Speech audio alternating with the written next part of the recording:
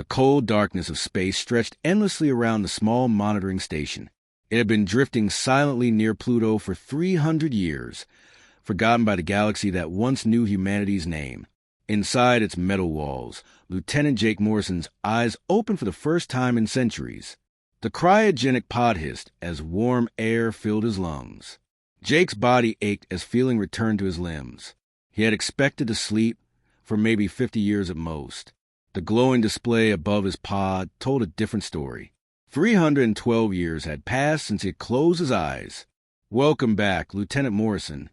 The voice belonged to Atlas 7, the station's artificial intelligence. "I apologize for the extended sleep period." Jake pulled himself out of the pod, his legs shaking. The small medical bay looked exactly as he remembered, but dust covered everything. Through the porthole, he could see stars that seemed different somehow, though he couldn't explain why. "Atlas, what's our status? Why was I awakened?" "We have detected massive alien fleets approaching the outer solar system. Current count shows 43,000 ships of unknown design.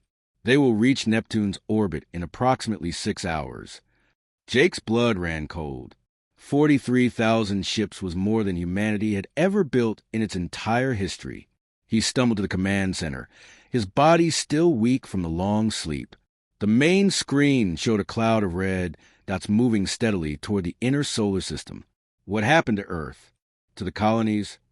There's been no contact with human civilization for 297 years, for months and 16 days. The last transmission spoke of the Great Sleep and the final project. Jake remembered now. The war had been going badly. Alien species from across the galaxy had formed coalitions to claim human space.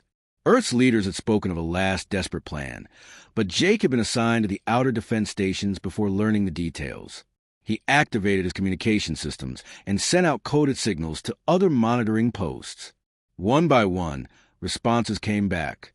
Captain Lisa Hoffman was awakening on Europa Base. Sergeant Tony Martinez reported in from the Asteroid Belt Command. Dr. Amy Clark's voice crackled through from Mars Deep Facility. "Jake, thank God you're alive." Lisa's voice carried relief and fear. "My station shows the same readings. We're looking at the biggest invasion fleet in galactic history." "My screens are going crazy," Tony added. "But, Jake, you need to see something. The asteroid belt isn't the way we left it." Jake pulled up long-range scans of the belt. Where once there had been scattered rocks and mining stations, he now saw perfect geometric patterns. The asteroids had been moved, shaped, turned into something else entirely. "Amy, what's your status on Mars?" Dr. Clark's voice was shaky. "Jake, Mars has changed. The surface looks normal, but I'm reading massive energy signatures underground. It's like the whole planet has been converted into some kind of weapon." Jake felt a chill that had nothing to do with the cold station. He accessed his command terminal and entered his authorization codes. The screen displayed a message he had never seen before. Human defense grid status dormant. Authorization level Alpha 7. Awaiting activation command. Atlas, what is a human defense grid? Classified information, Lieutenant. However, given current threat levels, I am authorized to brief you. The defense grid consists of 12,000 automated defense platforms throughout the solar system. Each platform has been independently upgrading and maintaining itself for the past 3 centuries. Jake's hands trembled as he read the technical specifications. Quantum plasma cannons, dimensional fold missiles, stealth field generators that could hide entire moons. This wasn't just a defense system. It was a weapon of unimaginable power. The platforms have been learning, Lieutenant. They have observed every alien ship that has passed through human space. They have analyzed their technologies, their weaknesses, their combat patterns. The grid knows more about alien military capabilities than any intelligence service in galactic history. On his screen, Jake watched the alien fleet continue its approach. The ships were massive, each one larger than anything humanity had built. Their energy signatures showed advanced shield systems and weapon arrays. To any normal observer, they would seem unstoppable. But Jake was beginning to understand that humanity had not simply vanished. They had planned for this moment. "Atlas, show me all active defense platforms." The solar system map, filled with green dots. They were everywhere, hidden in asteroids, disguised as space debris, buried under the surfaces of moons. Some platforms were the size of buildings. Others were as large as cities. They had been waiting, silent and patient, for over 3 centuries. The grid requires human authorization to activate. Lieutenant, you and the other survivors are the only ones who can give that command. Jake opened a channel to the other stations. Lisa, Tony, Amy, are you seeing this? My God, Lisa whispered. Europa isn't just a base anymore. It's been turned into a fortress. The ice shell is hiding weapon systems that could crack a planet. Tony's voice carried amazement. The asteroids aren't just moved around randomly. They're positioned for overlapping fields of fire. The whole belt is one giant weapon. Amy's report was the most shocking. Mars has been completely converted. Every mountain, every canyon, every crater has been turned into part of a massive defense system. The planet itself is a weapon. Jake looked at the approaching alien fleet, then at the map showing thousands of hidden human weapons. The aliens had no idea what they were flying into. Atlas, what happens if we don't activate the grid? The alien fleet will reach Earth in approximately 18 hours. Based on their fleet composition and observed behavior patterns, they intend to claim the entire solar system for themselves. Jake thought about the Earth. He remembered. Green forests, blue oceans, billions of people living their lives. Even if those people were gone now, it was still humanity's home. What happens if we do activate it? The grid will defend human space with maximum efficiency. Based on current threat assessment, alien casualties will be total. Jake closed his eyes and thought about the choice before him. Somewhere out there, an alien commander was probably planning to add soul to their empire. They thought they were conquering an empty system left behind by a dead species. They were about to learn that humanity had never truly gone to sleep. They had only been waiting. Jake opened his eyes and looked at his fellow survivors on the communication screen.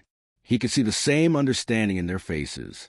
They were no longer just the last humans in the solar system. They were the guardians of humanity's greatest secret. The alien fleet continued its steady approach toward Earth, unaware that every meter they traveled brought them closer to awakening something that had been dreaming of this moment for 300 years.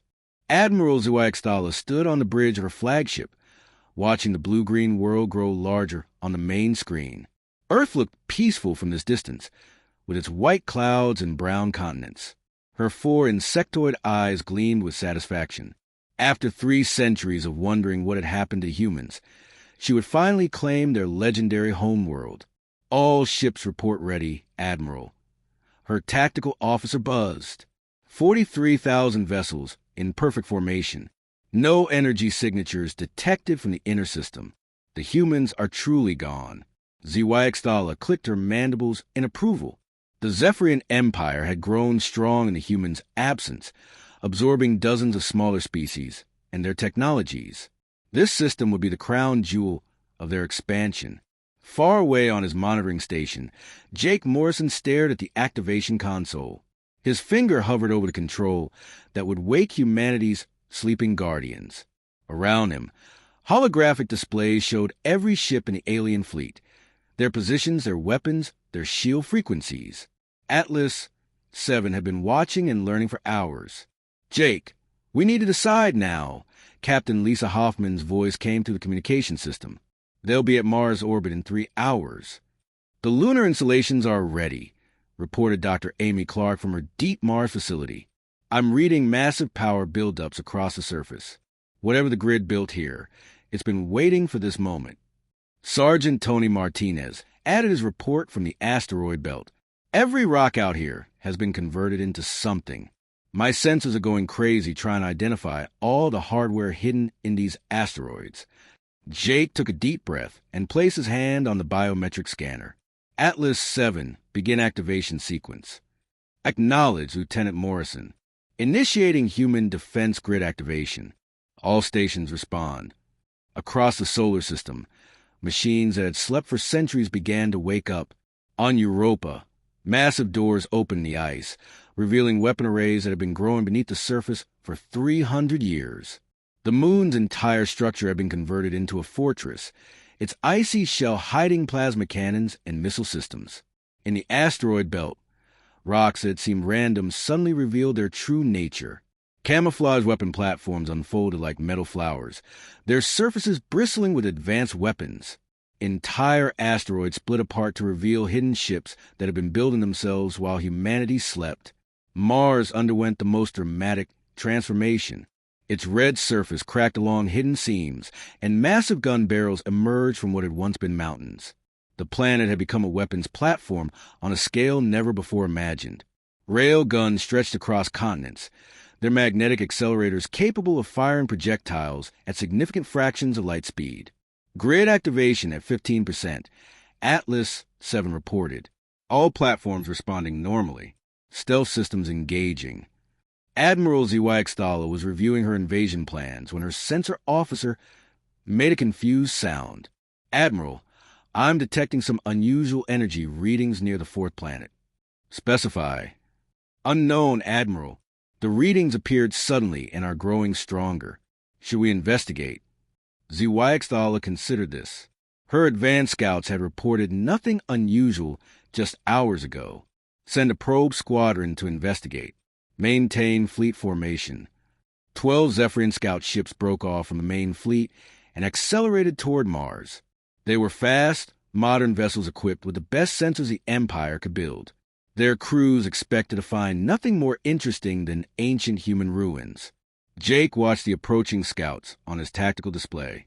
Atlas 7, are we ready for first contact? Grid activation now at 37%. Mars defense systems are online and tracking targets.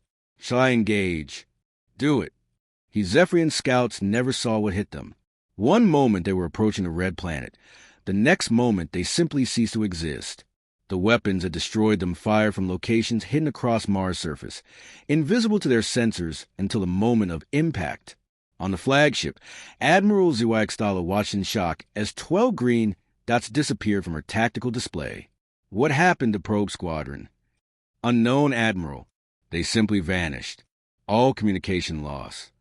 Fear began to creep into ZY mind. She had commanded fleets for 60 years and had never seen ships disappear so completely. Send another squadron.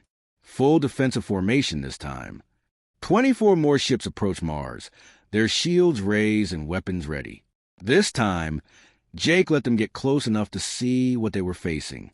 The planet's surface erupted with activity as hidden installations revealed themselves. Gun barrels the size of skyscrapers emerged from fake mountains. Missile silos opened across entire continents. The second squadron managed to transmit a few seconds of video before they too were destroyed. The images reached the main fleet just as the last ships exploded in brilliant flashes of light. Admiral ZY stared at the impossible footage. The red planet had become a weapon. How is this possible? The humans have been gone for centuries. Her science officer, a nervous creature from a recently conquered world, consulted his instruments. Admiral, I'm detecting similar energy buildups throughout the system. Whatever did this to Mars has been done to other locations as well. Jake smiled grimly as he watched the alien fleet's formation begin to waver. Fear was spreading through their ranks as ship after ship reported massive weapons signatures appearing where none had existed moments before. Grid activation at 62%. Atlas 7 reported. Jupiter orbital platforms coming online. Saturn ring systems activated. Outer system defenses fully operational. The alien fleet had expected to face a dead system. Instead, they found themselves surrounded by weapons that had been evolving and improving themselves for 3 centuries. Every piece of space debris, every moon, every asteroid had the potential to be a hidden fortress. Atlas 7 showed them what they were really facing. For just a moment, the defense grid dropped its stealth fields. The alien fleet's sensors suddenly detected 12,000 weapon platforms scattered throughout the solar system. Energy signatures that dwarfed anything in their database. Weapons that bent space and time itself. Admiral ZY bridge erupted in chaos as her officers tried to process the impossible readings. This cannot be real. No species has this level of technology. Orders, Admiral? Her tactical officer asked, his voice shaking. ZYXThala looked at the overwhelming display of force surrounding her fleet. Every instinct told her to retreat, but the Empire expected results. She had come too far to turn back now. Full attack formation. All ships prepare for battle. If the humans want to fight, we will give them one they will never forget. She had no idea how right she was. The grid stealth fields reactivated, making the weapon platforms invisible once again. But now the aliens knew they were there, somewhere in the darkness, waiting. Jake opened a communication channel to his fellow survivors. Everyone ready? Europa defenses fully online, Lisa reported. Whatever the grid built here, it's beyond anything we ever imagined. Asteroid belt weapons armed and ready, Tony confirmed. These aren't just defensive platforms anymore, Jake. They're predators. Amy's voice carried amazement and fear. Mars is ready to show them what 3 centuries of preparation looks like. Jake looked at the alien fleet, 43,000 ships strong, advancing with determination toward Earth. They thought they were conquering an abandoned system. They were about to discover that humanity had never abandoned anything. They had simply been preparing for this exact moment. Atlas 7, you may fire when ready. Acknowledge Lieutenant Morrison. Engaging all targets. Welcome to human space. The first battle lasted exactly 4 minutes and 37 seconds. Admiral ZYXThala's flagship shook violently as weapons fire erupted from empty space around her fleet. Ships that had been invisible moments before suddenly appeared, firing weapons that seemed to tear holes in reality itself. Her tactical displays couldn't keep up with the destruction as Zephyrian vessels exploded in brilliant white flashes across the darkness. Shields failing on all ships, her tactical officer screamed. Admiral, their weapons are adapting to our defenses. ZYXThala watched in horror as her carefully arranged battle formation dissolved into chaos. The human weapons weren't just powerful, they were learning. Each shot that struck a Zephyrian shield was immediately analyzed, and the next shot modified to penetrate more effectively. Retreat. All ships retreat to minimum safe distance. But there was no safe distance. Hidden platforms throughout the asteroid belt opened fire with weapons that could reach across the solar system. Ships trying to escape found themselves targeted by guns that fired projectiles at impossible speeds, tearing through armor and shields as if they weren't there. In less than 5 minutes, 43,000 ships became scattered debris drifting in space. Jake Morrison watched the tactical display in stunned silence. Every red dot representing an enemy ship had simply vanished. The defense grid's weapons had performed with mechanical precision, destroying the largest invasion fleet in galactic history without taking a single casualty. Atlas 7, confirm all enemy vessels destroyed. Confirmed, Lieutenant Morrison. 43,000 alien vessels eliminated. 0 human casualties. Grid systems returning to standby mode. Captain Lisa Hoffman's voice came through the communication system, shaky with disbelief. Jake, did that really just happen? We destroyed an entire fleet. The grid destroyed them. Jake corrected. We just gave permission. But the victory celebration was short-lived. Within hours, Atlas 7 detected new ships approaching from different directions. Word of the Zephyrian fleet's destruction had spread quickly through alien communication networks. Lieutenant, I am detecting multiple fleets approaching the solar system. Current count, 167,000 ships from 14 different species. Jake felt his stomach drop. The first battle had been just the beginning. Dr. Amy Clark's voice crackled through from Mars. The underground factories are working overtime. I'm seeing new weapon systems being manufactured faster than I can catalog them. The grid is preparing for something bigger. Over the next several days, alien fleets arrived in waves. The Crystalline Consortium came first. Their ships made of living crystal that could repair damage instantly. The defense grid responded by deploying quantum scramblers that disrupted the molecular bonds holding the crystal ships together. The Void Swimmers arrived next, beings from the space between dimensions who could phase their ships in and out of normal space. They had never been defeated because conventional weapons simply passed through them when they shifted phases. The grid had spent centuries analyzing their technology and had prepared temporal minds that existed in multiple dimensions simultaneously. The Void Swimmer's ships exploded in dimensions they didn't even know existed. Sergeant Tony Martinez reported from his asteroid belt command post, "Jake, you need to see what's happening out here. The grid isn't just defending anymore. It's hunting." Hidden weapon platforms have begun leaving their concealed positions, moving through space like metal predators. They would track alien ships for days, learning their patrol patterns and communication protocols. Before striking without warning, entire enemy fleets would simply disappear, their crews never knowing what had killed them.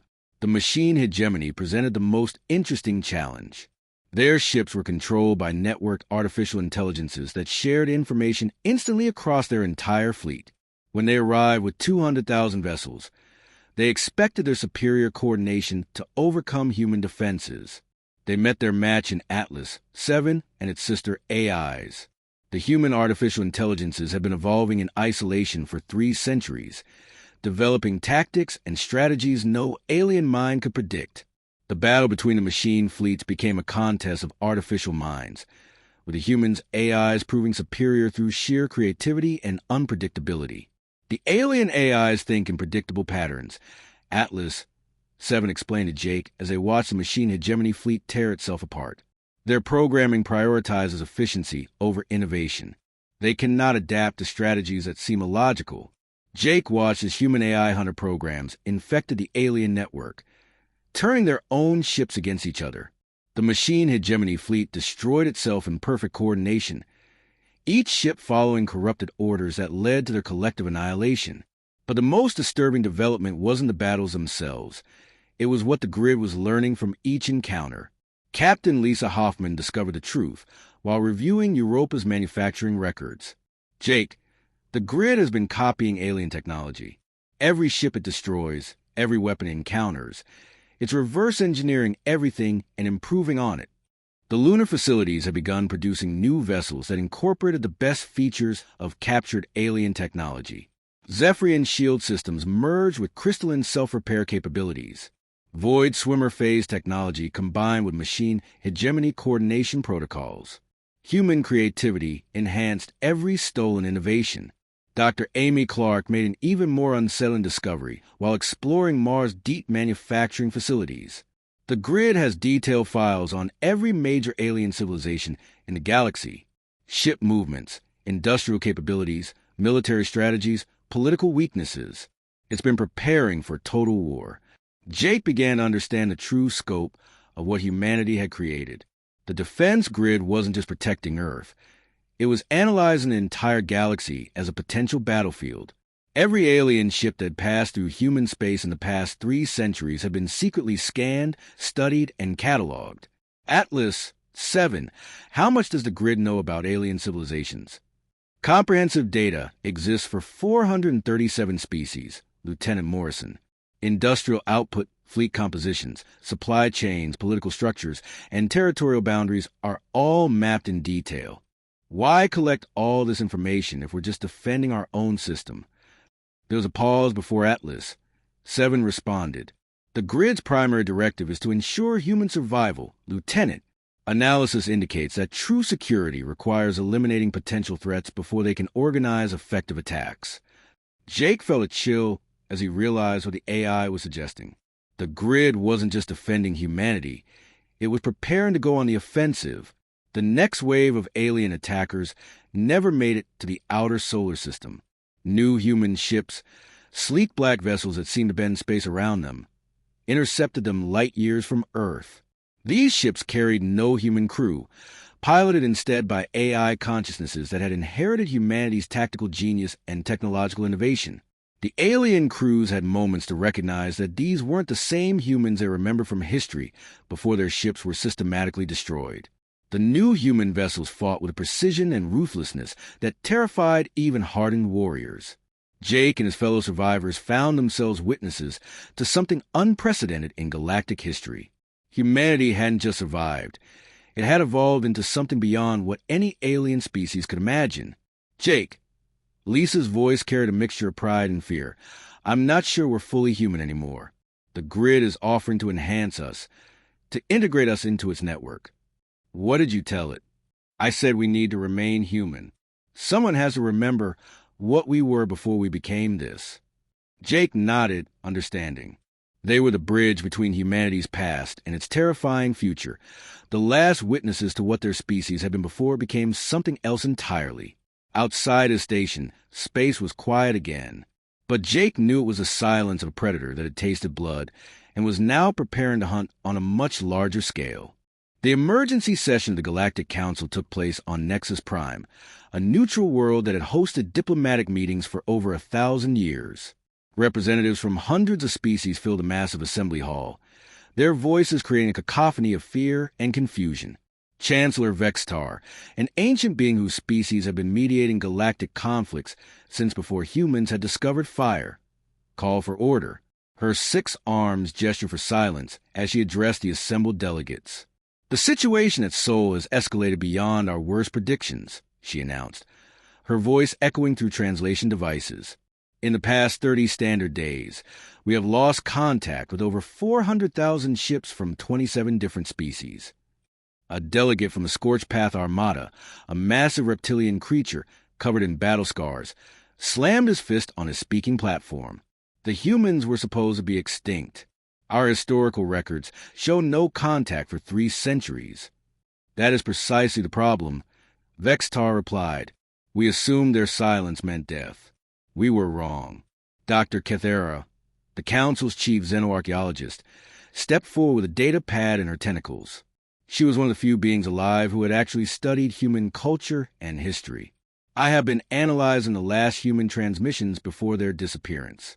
They spoke of something called the Final Project and entering the Great Sleep."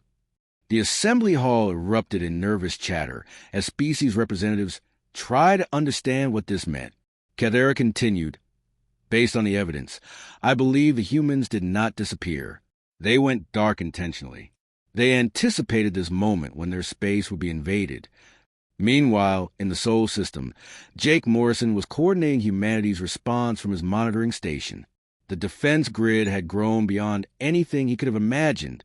New ships were launching from hidden facilities throughout the solar system, sleek vessels that moved through space like living shadows. "Atlas 7, show me our current fleet status." "Currently operational. 12,000 automated defense platforms, 4,000 mobile strike vessels, and approximately 800 deep space reconnaissance ships. Production continues at maximum capacity." Jake studied the tactical displays, showing human ships spreading throughout nearby star systems. They weren't conquering worlds. They were delivering messages. "What kind of messages are we sending?" "A simple communication, Lieutenant Morrison. You came to our home uninvited. Now we're coming to yours." The first alien worlds to receive these visits were former staging areas where invasion fleets had been assembled.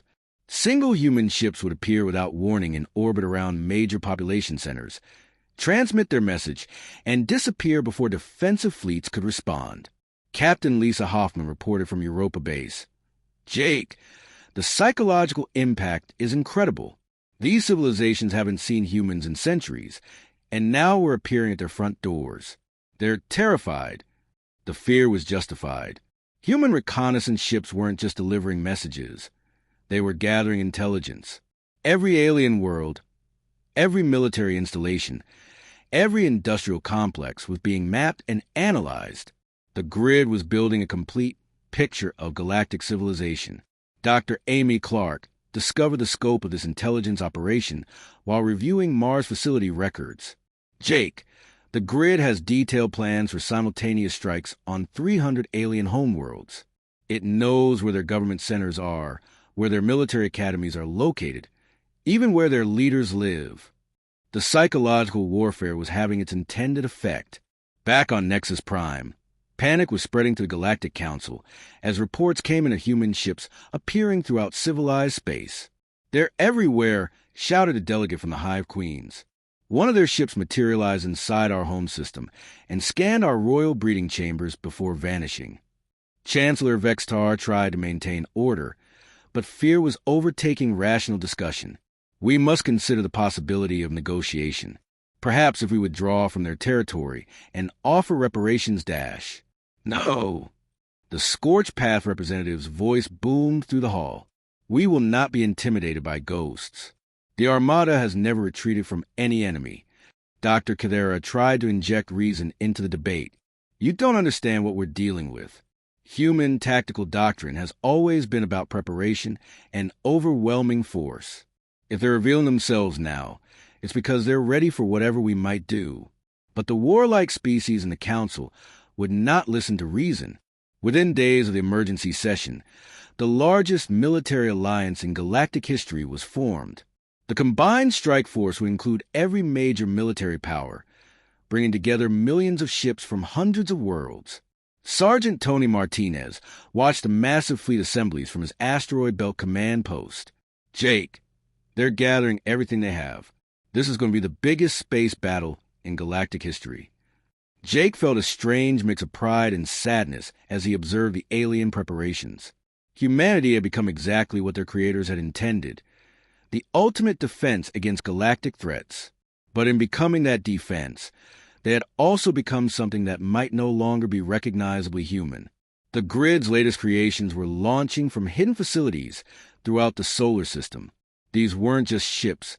They were weapons platforms that defied conventional understanding of physics. Some could fold space around themselves, making impossible tactical maneuvers. Others seemed to exist partially outside normal time, appearing and disappearing at will. Atlas 7. What are our chances against combined alien fleets?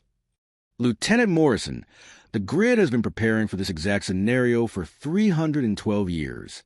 Our victory probability is 99.7%, and the remaining 0.3%, margin of error in calculations, Lieutenant. The grid does not anticipate defeat. Jake realized that Atlas 7 wasn't boasting. It was simply stating facts. Humanity had spent 3 centuries turning their entire solar system into the most advanced weapon ever conceived. Every moon had been converted into a fortress, every asteroid into a missile, every planet into a gun battery. The alien alliance had numbers, but humanity had something far more valuable: time to prepare and intelligence to use that time effectively. Dr. Amy Clark made one final disturbing discovery in the Mars archives. Jake, I found the original final project documents. Do you want to know what humanity's leaders were really planning? Tell me. They weren't just preparing to defend Earth. They were preparing humanity for its next evolutionary step. The Great Sleep wasn't just about waiting. It was about letting the grid develop independently while preserving human consciousness to guide it. Jake understood now why the 4 survivors had been kept in stasis while the grid evolved. They were meant to be humanity's conscience, the bridge between what the species had been and what was becoming. On his tactical display, Jake could see the massive alien armada finally beginning to move toward Sol. Millions of ships from across the galaxy, united in their determination to eliminate the human threat once and for all. They had no idea they were flying toward a solar system that had become a single, massive weapon. A weapon that had been dreaming of this moment for 3 centuries and was finally ready to show the galaxy what humanity had become. Atlas 7 began final preparations. Let's show them what the Great Sleep was really about. Yes, Lieutenant Morrison. The grid is ready to demonstrate humanity's evolution. Jake looked out at the stars and wondered if the beings on those distant worlds understood what they had awakened. Humanity hadn't disappeared. It had been preparing. And now the galaxy was about to learn the true meaning of human ingenuity, determination, and the willingness to do whatever was necessary to survive. The combined galactic fleet was the largest military force ever assembled in the history of the galaxy. 7 million ships from 437 different species stretched across space in a formation so vast it could be seen from neighboring star systems. Every major civilization had contributed their finest vessels and most experienced crews to this final assault on humanity. Admiral Korthax of the Void Swimmers commanded the armada from his flagship, a massive dreadnought that existed partially in normal space and partially in the dimensional void. Around him, the greatest military minds in the galaxy coordinated their attack strategies through quantum communication networks. All fleet groups report ready, his tactical coordinator announced. The human system lies ahead. Long-range sensors detect minimal activity. Admiral Korthax studied the strategic displays with his multidimensional vision. Sol appeared quiet, almost peaceful. A few small energy signatures near the inner planets, but nothing that suggested the kind of defenses that had destroyed so many previous fleets. The humans are clever, he mused to his staff. They have eliminated our advanced forces through ambush and superior positioning, but they cannot hide from 7 million ships approaching simultaneously. Jake Morrison stood in the command center of his monitoring station, watching the approaching armada on his tactical displays.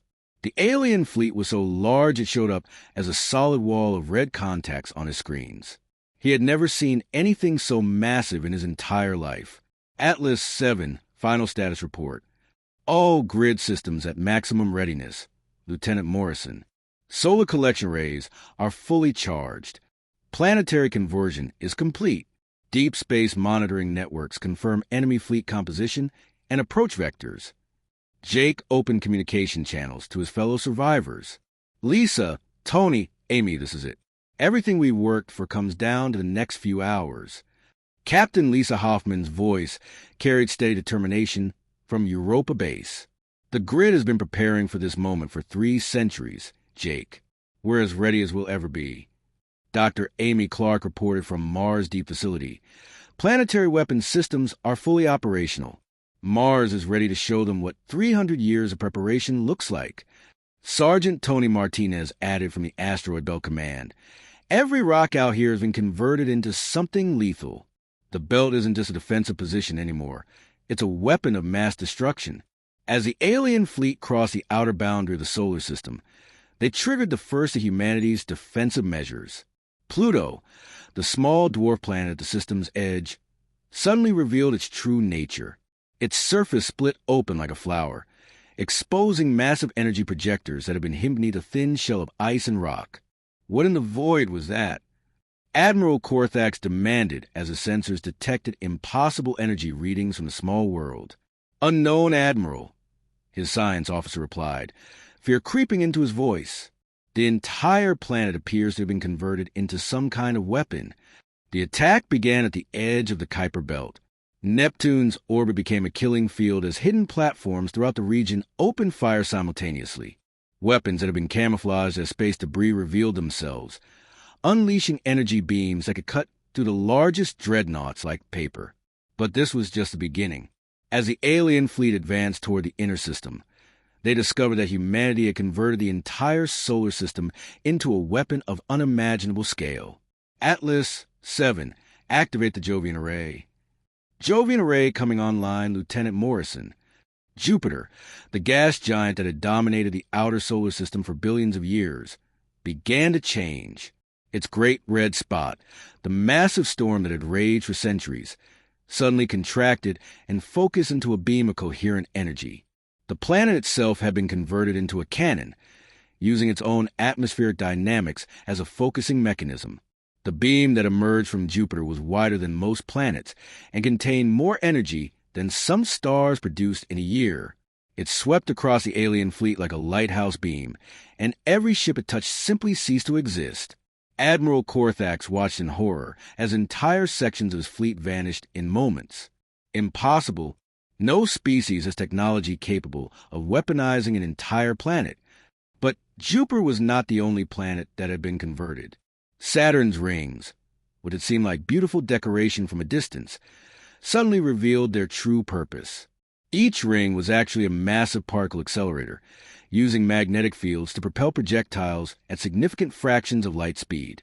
The ring system fired in perfect synchronization, sending billions of projectiles racing across the solar system. The alien fleet found themselves caught in a storm of hypersonic metal that tore through their shields and armor as if they were made of paper. Grid activation at 100%. Atlas 7 reported calmly. All planetary weapon systems online. Solar energy collection at maximum efficiency.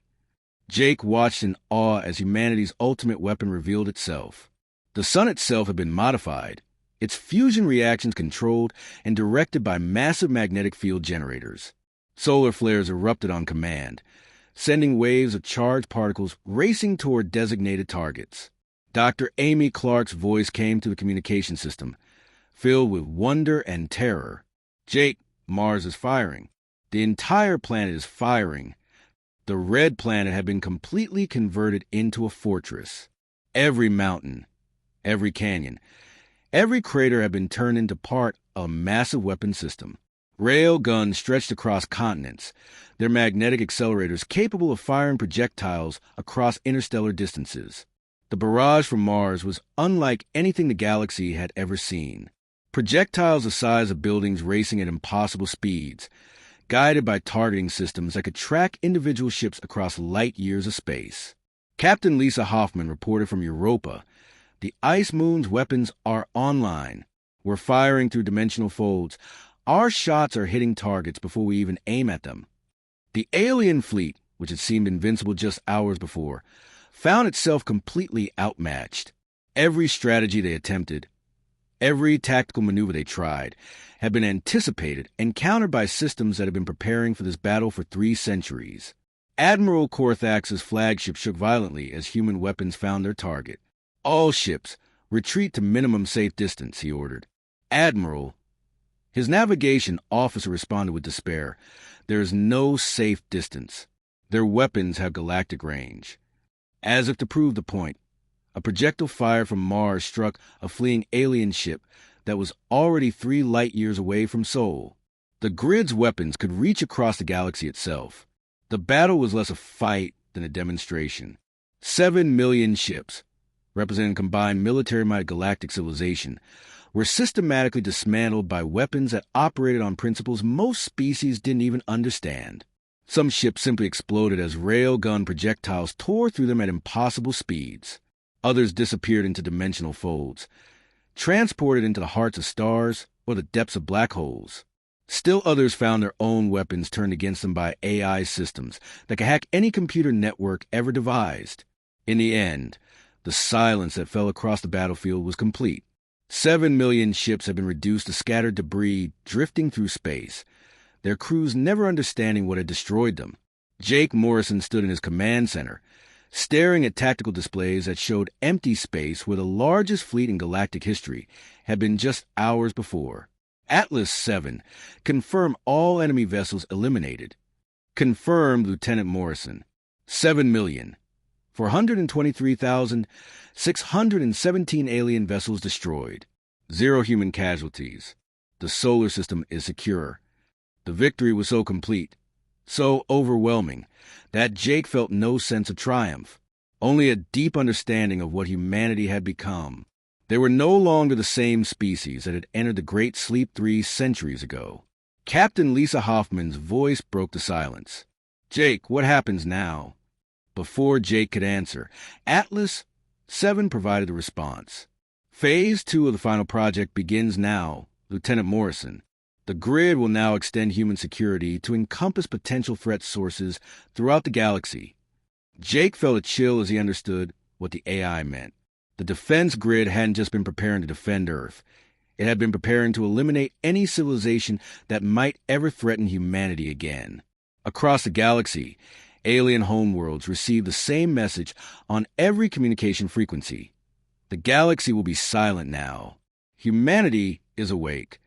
On distant worlds, alien leaders looked up at their skies and wondered what they had awakened in the darkness between the stars. Ships that seemed to bend reality around them appeared in orbit around major population centers, not to attack, but to watch and wait. The age of galactic expansion was over. The age of human space had begun. Jake made his choice about the grid's offer to enhance him. He and his fellow survivors chose to remain human, to serve as the conscience and memory of what their species had been. They would be the bridge between humanity's past and its incomprehensible future. Years later, Jake would tend a garden on his observation deck, watching Earth grow green again under protection of guardians that never slept. The last human survivors had become something unique in the galaxy, the shepherds of a species that had transcended the need for flesh while never forgetting the importance of heart. In the depths of space, alien civilizations whispered stories of the species that had made the galaxy itself their weapon, and wondered what other secrets lay sleeping in the dark between the stars. The universe had learned its lesson. Some species were best left undisturbed.